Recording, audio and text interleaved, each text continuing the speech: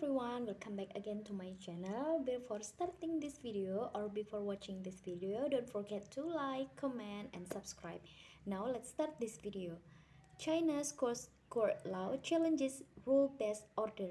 The international community must respond to China's maritime coercion.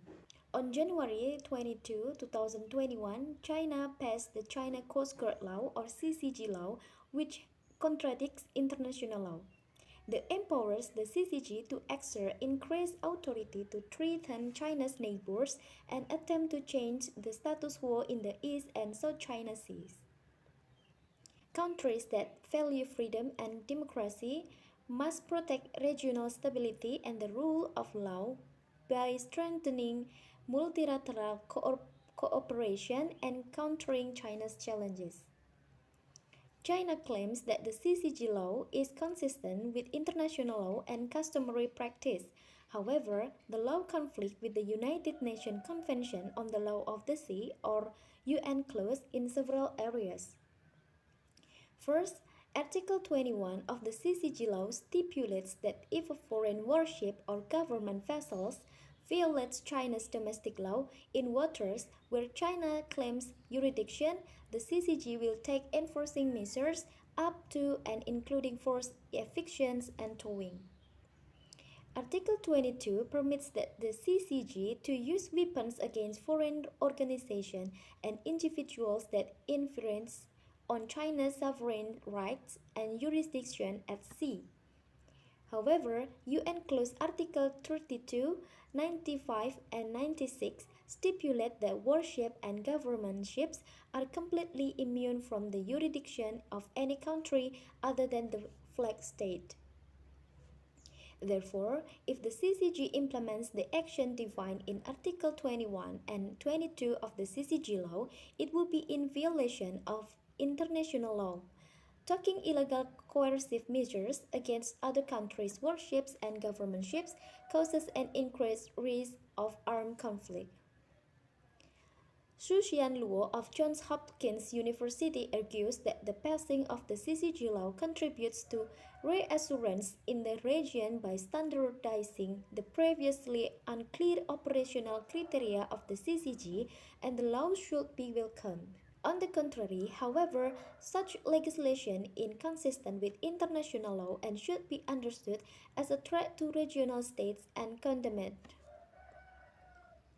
Another problem is the ambiguous definition of what constitutes China's jurisdiction. In the draft CCG law that was released in November 2020, Article 74 of Chapter 11 defined waters under Chinese jurisdictions as including internal waters, territorial sea, the contiguous zone, the exclusive economic zone or EEZ, the waters above China's claimed continental shelf, and other waters.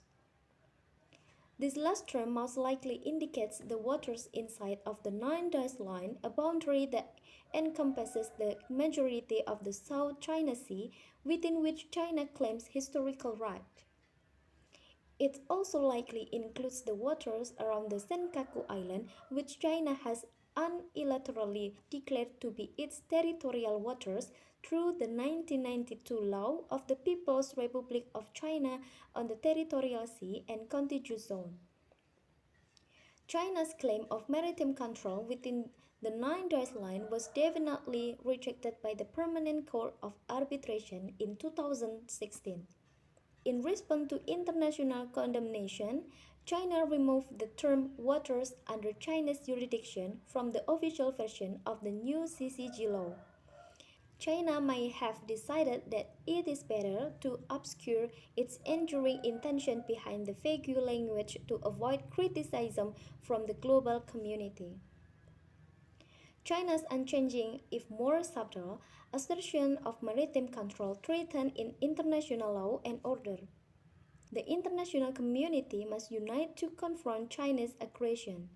History shows it can be done. In 2014, Vietnam utilized state media, mass demonstration, its navy and its coast guard to resist illegal Chinese oil exploration in Hanoi's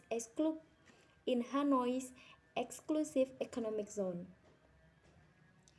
Vietnam's effort stopped to China's state-owned oil platform Haiyanxiu 981 from continuing its illegal activities by increasing the political cost to China.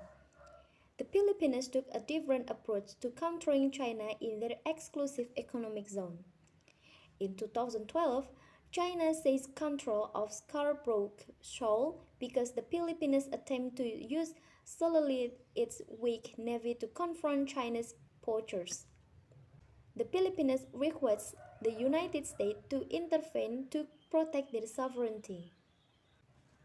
When the United States declined to do so, the Philippines filed suit at the International Court, at which point China rejected the ITLUS tribunal's jurisdiction despite the body ultimately ruling the Beijing was violating international law. This example illustrates that China will continue its aggressive action only when it can achieve its objectives at low risk and low cost. Therefore, in order to effectively counter Chinese aggression, states must directly confront China to increase the association risks and costs. In the recent years, the CCG has significantly enhanced its operational capability. In March 2018, control of the CCG was transferred from the State Council to the Central Military Commissions and making the hierarchical equivalent of the People's Liberation Army or PLA. Additionally, Article 83 of the CCG law tasked the CCG with maritime defense operations, a mission that normally falls a state's navy. The CCG is also undergoing increasing militarization through the acquisition of new platforms. Several ships were transferred from the PLA Navy to the CCG, some of which were equipped with the same 76mm cannon found on many warships. Though it purports to be a law enforcement agency, the CCG's combat capability far surpasses that of most Asian navies, and it is regarded by many as the strongest coast guard in the world. Because of the CCG's size and strength, other countries will be forced to send navy vessels to compete with the formidable CCG assets.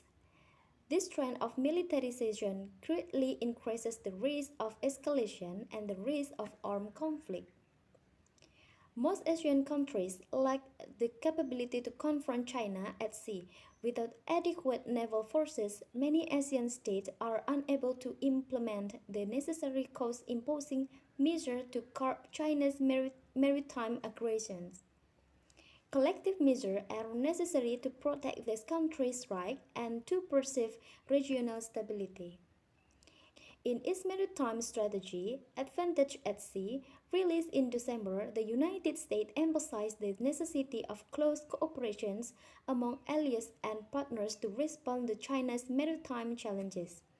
In recent years, Australia, France, Germany, India, Japan, and the Netherlands also released Indo-Pacific strategies.